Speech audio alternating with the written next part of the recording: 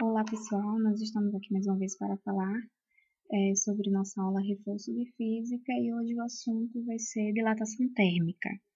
Dilatação térmica existe a dilatação dos líquidos, dos fluidos e a dilatação dos sólidos. Hoje especificamente vamos revisar a dilatação térmica dos sólidos, que é quando em processo de aquecimento ou resfriamento os corpos ficam sujeitos a dilatação ou contração térmica. E aí nós vamos ver como é que isso ocorre. Bom, como ocorre a dilatação? O processo de contração e dilatação dos corpos ocorre em virtude ao aumento ou diminuição do grau das agitações das moléculas que constituem o corpo. Bom, como a enunciado já diz, nós temos as moléculas que constituem os corpos, os objetos, e aí nós vamos ter que, quando aquecido, essas moléculas elas vão se agitar. Na agitação dessas moléculas, vai haver um espaçamento entre eles, o que vai ocorrer sim a dilatação, né? Um aumento do objeto do corpo. E também nós temos três tipos de dilatação dos sólidos: a dilatação linear, a dilatação superficial e a dilatação volumétrica. São essas três que nós vamos estudar hoje, abordá-las um pouco e revisá-las. A dilatação linear. A dilatação linear ocorre em objetos cujo comprimento é muito maior do que as outras dimensões. Ocorre em barras, em fios de ferros, em fios de poste.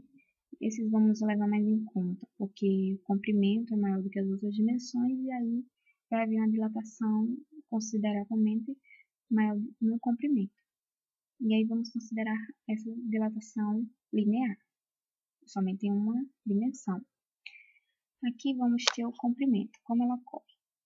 Comprimento inicial, ela vai ter um comprimento inicial, é uma temperatura inicial, e aí vai sofrer um aquecimento, essa temperatura vai se elevar. Quando essa temperatura se eleva, o comprimento ele também vai se alterar, vai mudar, variar. E aí quando nós vamos dar conta, quando a temperatura for outra, né, esse comprimento vai ser diferente do inicial. E para encontrar essa variação do comprimento que sofreu, né, vamos ter que a variação do comprimento, ΔL, vai ser igual a L0, que é o comprimento inicial, vezes o coeficiente de dilatação linear, pela letra grega alfa, vezes a variação de temperatura, que vai ser a temperatura final menos a temperatura inicial. Com essa formulazinha, nós vamos encontrar a variação da dilatação, porque isso pode nos ajudar a compreender o quanto variou, o quanto aumentou do comprimento, né, da dimensão do objeto. Lembrando que esse coeficiente linear ele vai variar de material para material. O ferro vai ter um coeficiente linear, o alumínio vai ter outro valor de coeficiente linear, assim como o vidro, entre outros materiais que também nós podemos ver no nosso dia a dia. Esse coeficiente linear ele vai variar. Aí agora nós vamos pular para a dilatação superficial. A dilatação superficial é diferente da linear, vai ser em objetos cuja área é muito maior do que a sua espessura. Aqui já vai variar em duas dimensões. Vai variar na área, no comprimento, na altura e da área. Por isso aqui é mais também em placas, em blocozinhos, nós vamos perceber essa dilatação. Da mesma forma, na dilatação linear aqui também vai ser. Vamos ter uma área inicial de um objeto, certo?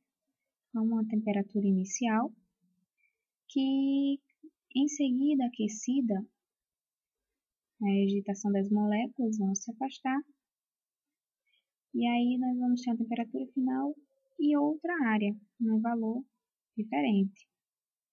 E aí para encontrar essa variação, o quanto variou, o quanto mudou dessa área, o valor dessa área, vamos ter também uma formulazinha, que vai ser variação da área, que vai ser igual à área inicial, que era a área que eu tinha inicialmente do corpo, vezes o coeficiente beta.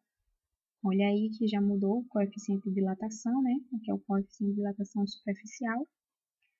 E vezes a variação de temperatura. Temperatura final menos temperatura inicial. Esse coeficiente de dilatação superficial, da mesma forma que o coeficiente de dilatação linear, vai variar sim, de material para material. E aí, por último, vamos ter aqui a dilatação volumétrica, que vai ser a dilatação de objetos onde todas as dimensões possuem dilatações. Ou seja, aqui vai variar todos os lados, espessura, comprimento, altura, vai variar tudo do corpo. Isso aqui é bem visto em paralelepípedo, em concretos, que ocorre não somente na área, mas também na espessura, né? Vai variar as 3 dimensões. E aí nós também vamos ter uma formulazinha para encontrar a variação desse volume, quanto variou. Vamos ter aqui um volume inicial, certo? A uma temperatura inicial aquecida, nós elevamos a temperatura e aí esse volume mudou, ele aumentou, como mostra a figura, né? Um bloco maior, um cubozinho maior. A uma temperatura final diferente. Para encontrar a variação, nós vamos ter essa formulazinha aqui dita, mostrada para vocês, que vai ser a variação do volume igual ao volume inicial, vezes o coeficiente de dilatação volumétrica, que é diferente do linear e do superficial, vezes a variação de temperatura, que vai ser a temperatura final menos a temperatura inicial. Segue sempre o mesmo ritmo. Falando em dilatação linear, uma dimensão, dilatação superficial, 2 dimensões, dilatação volumétrica vai dilatar todas as dimensões do corpo. E aí, para cada tipo, nós vamos ter dilatação, um coeficiente, né, de dilatação diferente. Esse coeficiente de dilatação aqui volumétrico, ele também vai variar de material para material. E aí, nós podemos ver essas dilatações no nosso cotidiano, como é importante termos conhecimento, nas profissões também é importante para o nosso dia a dia. Aqui vamos ver trilhos de ferrovias de trem, né, os trilhos de trem, que eles precisam de espaçamento, que é como se fosse uma barra, né? Você tem que colocá-la e deixar um espaçozinho, porque em dias quentes essas moléculas que compõem essa barrazinha de ferro vai dilatar, e aí precisa de espaço para dilatar, né? Se não houver espaço, vai acontecer como mostra na figura aí, ela envergou, entortou o trilho e aí pode causar um acidente grande, né? O que os engenheiros têm que saber disso.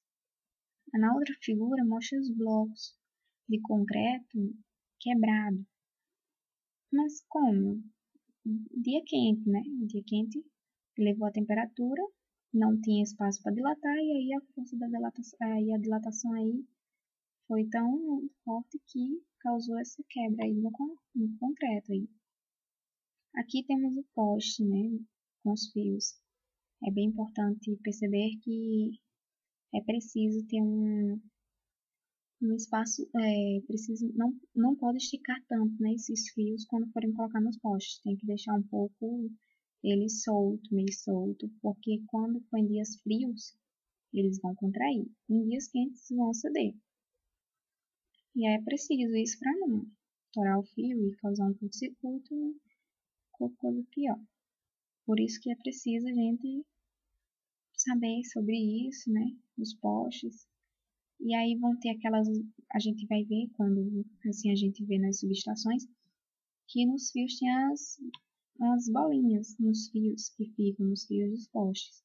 Por quê? Porque quando o fio dilatar, um fio não ia ligar no outro. E aí quando contrair, não se enganchar e aí prejudicar. Por isso que existe aquelas bolinhas para separar, porque nesse momento de dilatação ou contração, não prejudicar a instalação elétrica.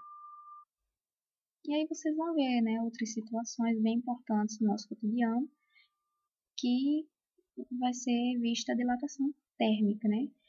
Essa foi a dilatação térmica dos sólidos que nós vimos hoje, reforçamos para vocês.